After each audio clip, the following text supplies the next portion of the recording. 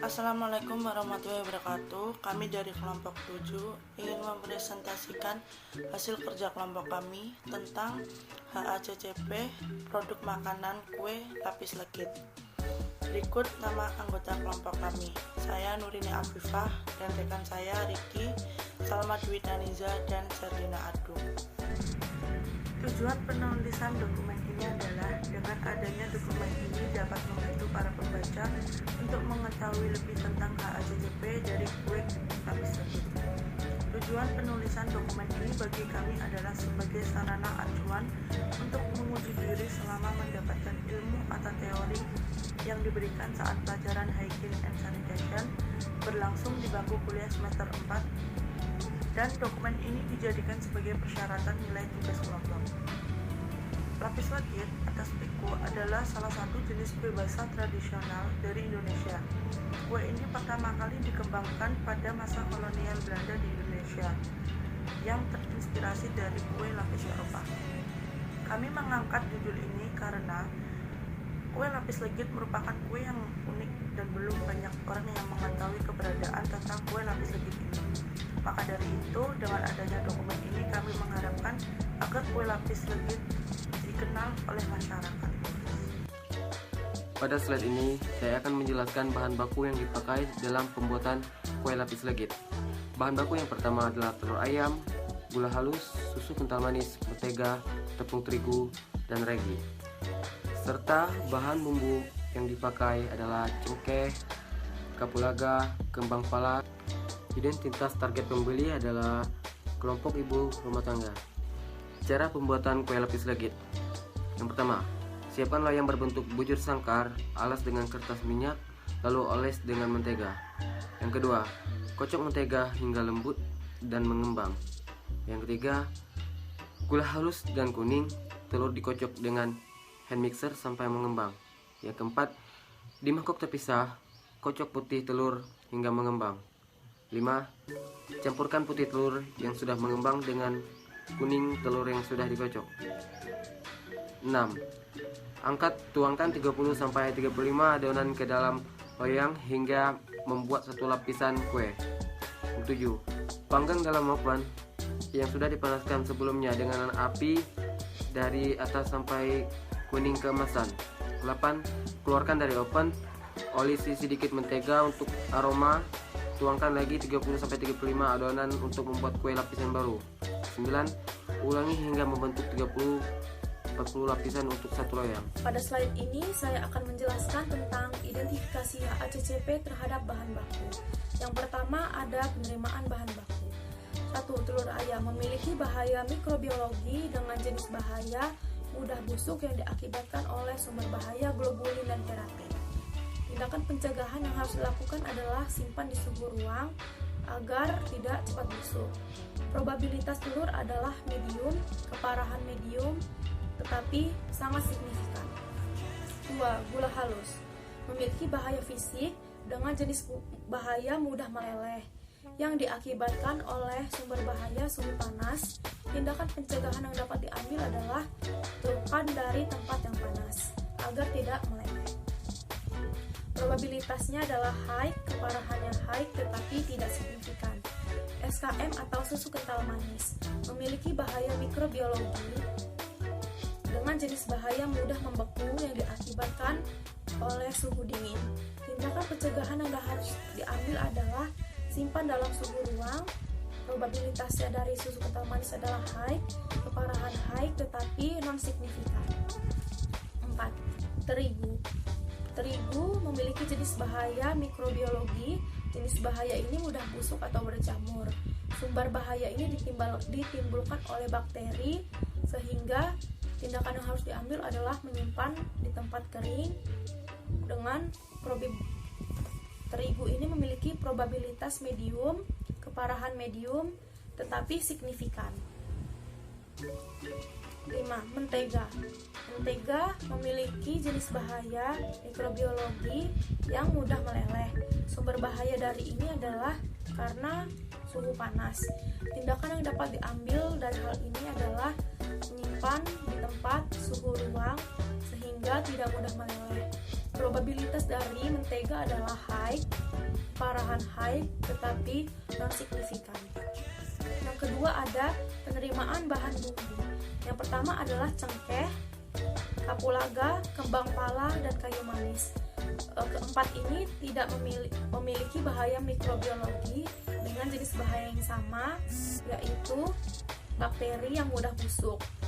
Sehingga hal ini kita harus menyimpan di dalam tempat kering. Probabilitas dari keempat bahan bumbu ini low dan keparahannya low tetapi non signifikan. Selanjutnya saya akan menjelaskan identifikasi HACCP terhadap proses pengerjaan. Seleksi bahan. Bahaya mikrobiologi, jenis bahaya, pemilihan bahan kering dan basah. Sumber bahayanya adalah bahan sudah expired. Tindakan yang dapat dilakukan yaitu melakukan pengecekan kembali sebelum membuat kue lapis legit ini. Probabilitasnya adalah high, keparahannya high, dan signifikan. 2. Penimbangan. Sumber bahayanya itu mikrobiologi, jenis bahayanya bahan ditimbang sesuai formula resep sehingga kita harus memperhatikan timbangan. Tindakan yang dapat diambil adalah perhatikan formula atau resep dengan benar sehingga kita tidak terjadi kekeliruan dalam melakukan ini. Probabilitasnya adalah high, keparahannya high, dan signifikan. 3. Pengadukan. Pengadukan ini memiliki jenis bahaya mikrobiologi. Jenis bahayanya mencampur setelah bahan sempurna. Sumber bahayanya adalah gunakan alat yang steril. Tindakan yang dapat diambil adalah mencuci tangan dan mencuci alat-alat sampai steril sehingga tidak terjadi yang tidak diinginkan dalam membuat. Probabilitasnya adalah medium, keparahannya high tapi signifikan. 4. Pengembangan singkat. Pengembangan singkat ini jenis bahayanya medium. Kita harus memperhatikan adonan sehingga kita harus memperhatikan waktu agar tidak terjadi yang tidak diinginkan. Tindakan yang harus dilakukan yaitu perhatikan waktu dan suhu ruang. Probabilitasnya itu low, keparahannya medium dan non signifikan. Pembuatan adonan.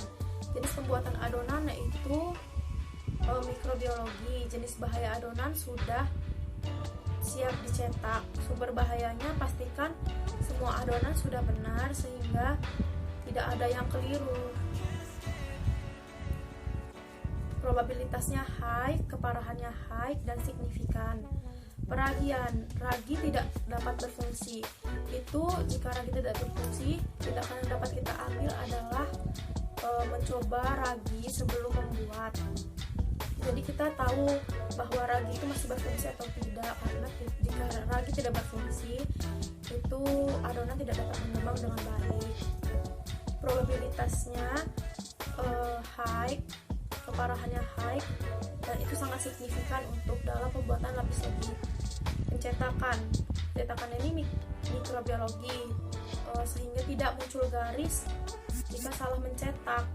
Sumbernya adalah kurangnya sabar, jadi kita harus sabar. Jadi kita harus mengetahui adonan yang sebelumnya dipanggang itu sudah kering, jadi kita pas menaruh adonan selanjutnya itu sudah kering sehingga muncul garis. Probabilitasnya itu high, keparahannya high dan sangat signifikan. Topping ini mikrobiologi. Kita sumber bahayanya ini bahan topping itu tidak layak pakai lagi, jadi atau sudah expired. Jadi tindakan yang dapat kita ambil itu mengecek kembali toppingnya agar kita juga nggak mungkin ngasih ke customer itu bahannya sudah expired. Jadi kita harus mengeceknya kembali. Probabilitas itu high, terus keparahannya high dan signifikan sekali. 9. Pemanggangan ini mikrobiologi, karena jika tidak matang kita bakal tidak baik semua hasilnya. Jadi kita tidak akan dapat diambil itu, kita harus memperhatikan suhu dan waktu sehingga itu bisa membuat adonan dapat terpanggang dengan baik. Probabilitasnya high, terus keparahannya high dan sangat signifikan. Selamat siang semuanya. Perkenalkan, nama saya Serlina Adung, NIM 195415. Terima kasih waktu dan kesempatan yang diberikan kepada saya. Di sini saya menjelaskan tentang titik kendali kritis kue lapis legit dan penentuan batas kritis. Pertama, saya jelaskan titik kendali kritis kue lapis legit. Tahap prosesnya, yang pertama percetakan. Batas kritisnya, di sini pastikan adonan yang berbentuk seperti garis. Lakukan penuangan adonan jika setiap layer sudah mulai kering agar tidak tercampur. Jika penuangan adonan masih basah, begitu juga dengan hasilnya pasti tidak bagus karena sudah tercampur. Yang kedua, pemanggangan kue.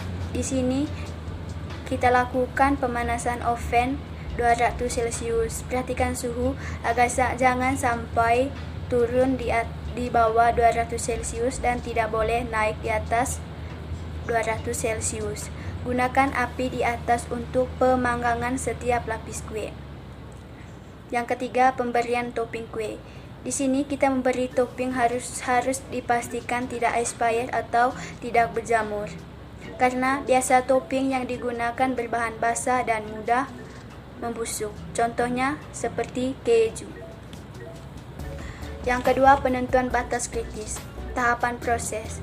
Penimbangan bahan. Batas kritisnya, di sini kita siapkan 20 butir telur ayam dan 4 butir putih telurnya saja dan 16 butir kuning telurnya saja. 125 gram gula halus, 1/2 kaleng susu kental manis, 1/2 mentega butter dan 125 gram tepung terigu. Yang kedua, peragian. Di sini kita siapkan ragi yang baru. Jangan gunakan ragi yang sudah lama disimpan agar ragi tetap berfungsi sebagai pengembang kue lapis legit. Yang ketiga, pencetakan. Di sini kita lakukan tuang adonan tiap lapis. Pastikan lapisan adonan yang kita buat yang sebelumnya sudah matang dalam keadaan tidak kering maupun tidak basah. Keempat, pemanggangan kue. Kita siapkan oven suhu 200 Celcius. Perhatikan suhu agar jangan sampai turun atau naik. Gunakan api atas untuk pemanggangan setiap kue lapis legit. Di sini saya menjelaskan tentang kesimpulannya. Mahasiswa dapat memahami tahapan proses pembuatan roti dan persiapan bahan baku, bahan tambahan, peralatan bahan baku yang digunakan dalam pembuatan roti lapis legit, gulung antara lain tepung terigu, gula, telur, susu bubuk, mentega. Sedangkan bahan tambahan yang digunakan di sini adalah bumbu lapis legit atau bumbu spekuk dan selai pala, kayu manis dan lain-lain. Di sini kita melakukan proses produksi roti lapis legit. Di antaranya kita seleksi dulu bahannya, penimbangan bahan, pengadukan peragian, pembuatan adonan, pengembangan singkat, pencetakan, pemberian topping, dan pemanggangan. Saran. Di sini pastikan kita sudah siap bahan baku dan bahan tambahan dalam pembuatan roti lapis legit. Harus dipilih yang berkualitas, jangan yang berkualitas, dan disimpan di tempat yang kering agar terhindar dari serangan dan mikroba. Yang kedua, dalam proses produksi roti lapis legit, semua alat dan bahan harus dalam keadaan bersih, sehingga akan dapatkan produksi yang sehat dan bersih. Itu saja penjelasan dari kelompok 7. Sekian dan terima kasih. Selamat siang.